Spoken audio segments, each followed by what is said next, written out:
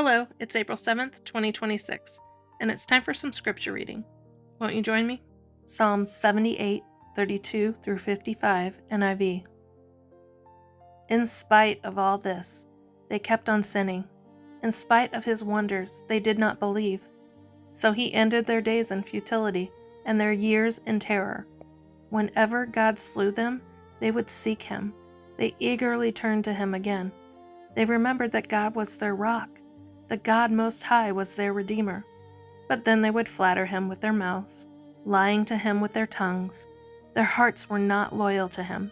They were not faithful to his covenant. Yet he was merciful. He forgave their iniquities and did not destroy them. Time after time he restrained his anger and did not stir up his full wrath. He remembered that they were but flesh, a passing breeze that does not return. How often they rebelled against him in the wilderness and grieved him in the wasteland. Again and again they put God to the test. They vexed the Holy One of Israel.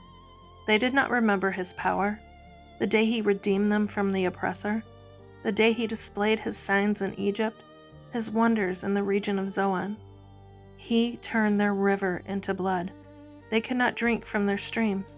He sent swarms of flies that devoured them, and frogs that devastated them.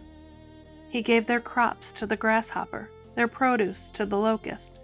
He destroyed their vines with hail, and their sycamore figs with sleet. He gave over their cattle to the hail, their livestock to bolts of lightning.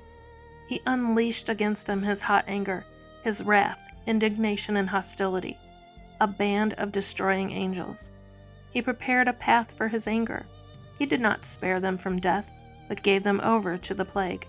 He struck down all the firstborn of Egypt, the first fruits of manhood in the tents of Ham. But he brought his people out like a flock. He led them like sheep through the wilderness. He guided them safely, so they were unafraid, but the sea engulfed their enemies.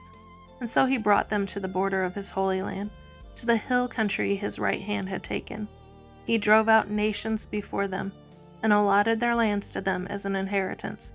He settled the tribes of Israel in their homes. Proverbs 12:21 through 23, NIV. No harm overtakes the righteous, but the wicked have their fill of trouble. The Lord detests lying lips, but he delights in people who are trustworthy.